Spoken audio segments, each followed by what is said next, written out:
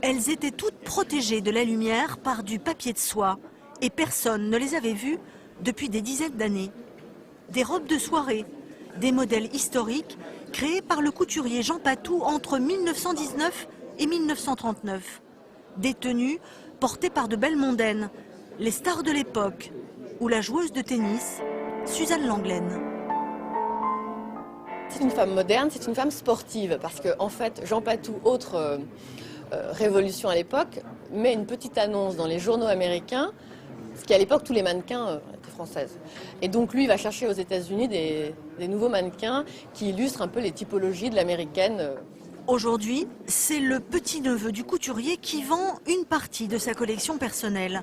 Une cinquantaine de pièces, estimées entre 400 et 2500 euros.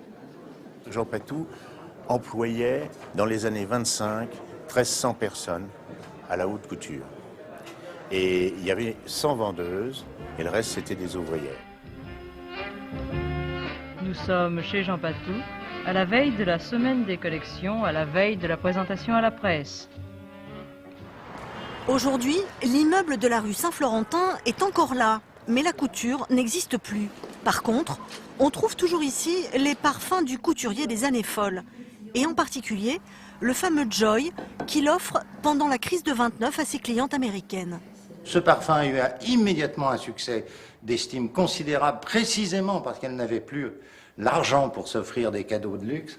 Et qu'après ça, Joy a commencé sa carrière avec cette réputation et un slogan publicitaire qui était « le parfum le plus cher au monde ». Avec cet accord Rose Jasmin, l'eau de parfum Joy se vend aujourd'hui encore 150 € les 50 millilitres. Et ça, à cause du prix exorbitant des composants. La Grasse, cette année, le jasmin de Grasse est négocié aux alentours de 77 000 € le kilo.